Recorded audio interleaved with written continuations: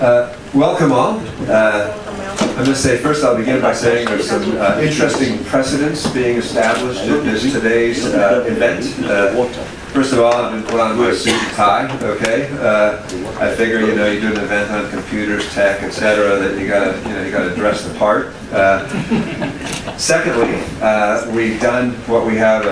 We've got like what we've been talking about our talking head, a virtual person, Kinsey and Mahan, who's even got, believe it or not, Kinsey, you've got a name tag below you on a desk on a computer on a TV. Okay, so calling in from Atlanta, so that's a new concept.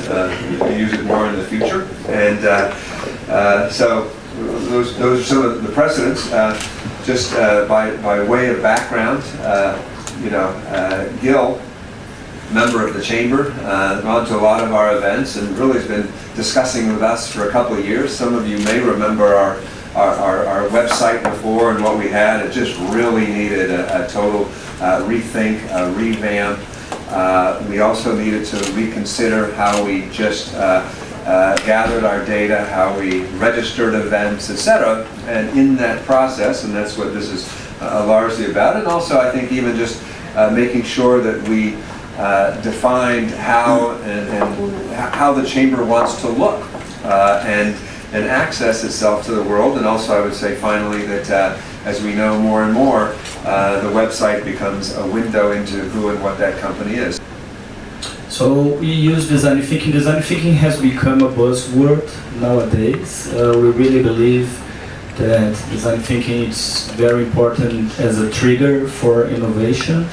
So, and we work mainly with the design management, which we like to describe as managing the design processes and helping through design the management team to see things differently. So it's bridging the gap of design, innovation, technology, and people and humans, even though we are living in a moment that technology is getting AI and, you know, these machine learnings and everything, but it's all about the human that develops it and who is going to use it.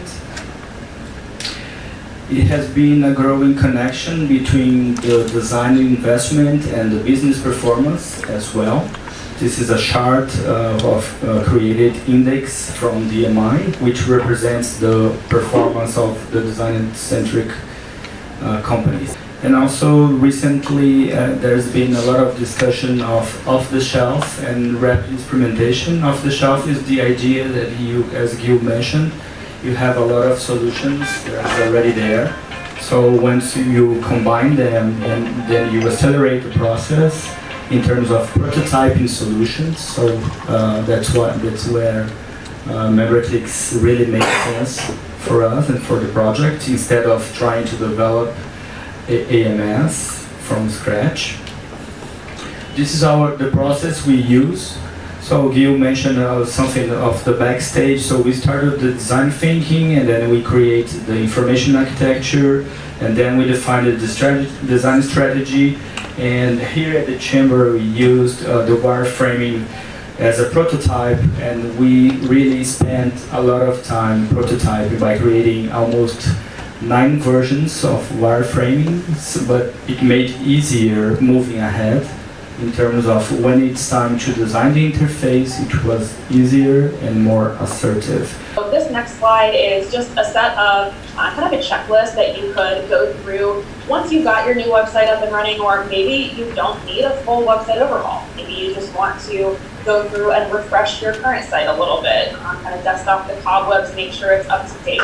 So this checklist here covers some good ideas for making sure that your website is mobile friendly. I don't want to use up too much time here, so I'll hit on the big ones. And again, I'll be sure and share these slides in case you do maybe want to print this out or check it out, make sure that your website sort of checks these boxes. This is a big one, the top left. When you open your website in a mobile browser, so from your phone or from a tablet, does it load within 3 seconds? Next, are your eyes automatically drawn to the key message you want viewers to see first?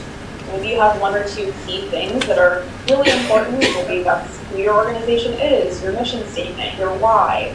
Make sure that that is eye-catching from the mobile perspective.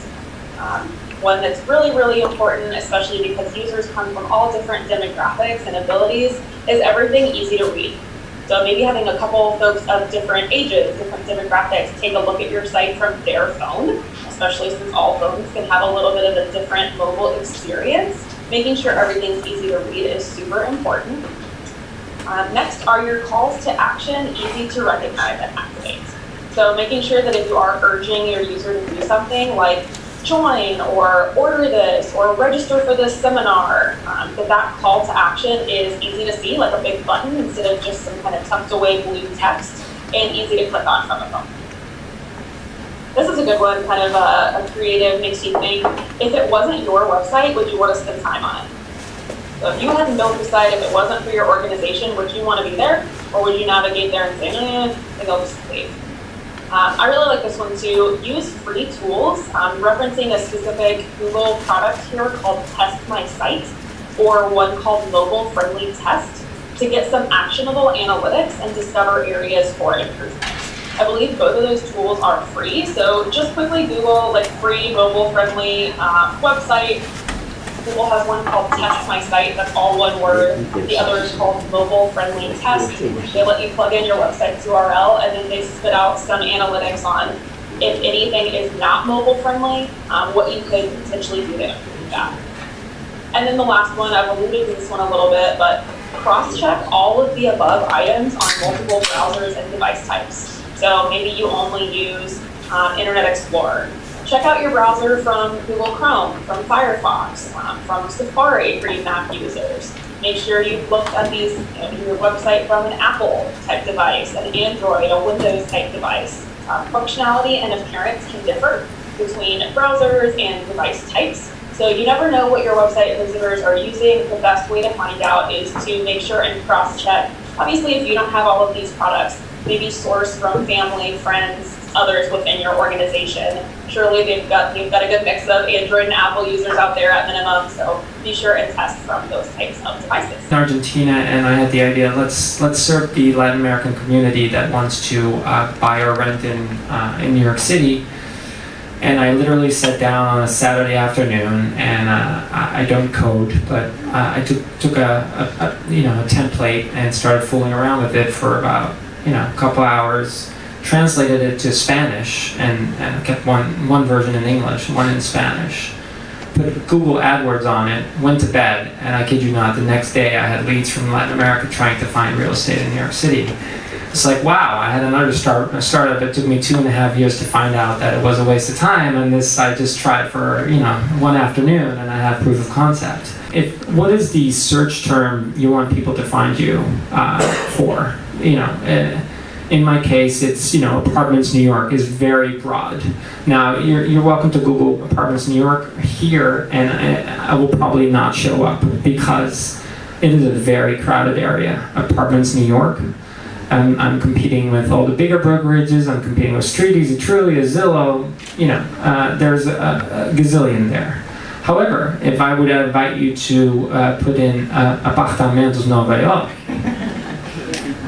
Well, you laugh, but there's 5,000 Brazilians on the website every month. Now there's 2 random people advertising, and then the first result should be me, and it is, and the second result is us as well. And this is because Google is increasingly looking at your global footprint. Are you useful just for local people? Okay, we're going to show you only when there's a local result, or when somebody is in your location. Are you an international organization with a lot of international people spending time on your website? Guess what? You're going to rank higher. And this is actually now, and that's actually a lesson of the last 2-3 months. It's feeding back into my performance in the US. So because I'm #1 result for anything real estate in Brazil, and in Spain, and in Argentina, and et cetera, that is now helping build momentum on the English pages. That is the same information in English, but has doubled in traffic in the last year. So the other piece to this whole thing, the capstone really is the chamber itself, or an organization. And being able to, we spent a lot of time drilling down on what the organization stood for in a new world. It wasn't just like what we did the last 50 years, but what do we stand for now, and who are our audiences. And it was a lot of work, because we want to make sure that the tools we show are really addressing the members and new members, and making sure that when they come there, it's easy to find the new event, how to sign up, or how to find a new member, and as well as being a distinctive chamber in its own right. There's other Brazil/American chambers out there, and we want to make sure that we were best in class. That people came here, which they do, by the way, because this is the place to do business in New York if you're from Brazil and vice versa. And we had to emulate that at that level. So we did a couple of really good workshops just on those topics and clarifying our goals before we even started talking the mechanics of the website. Was our goals, our vision, and where we saw ourselves a few years from now, and what we want it to be. So those are the things that begin the conversation. And I highly recommend, if you got the big idea, you got some great tools here today that people talked about. Didn't you love Philip's idea? It only took a weekend, right? And he was number one. So, but it was, clearly it was the big idea. It was the idea. And so discovering that idea either solo, together as a group, and aligning our idea is the beginning of a great project.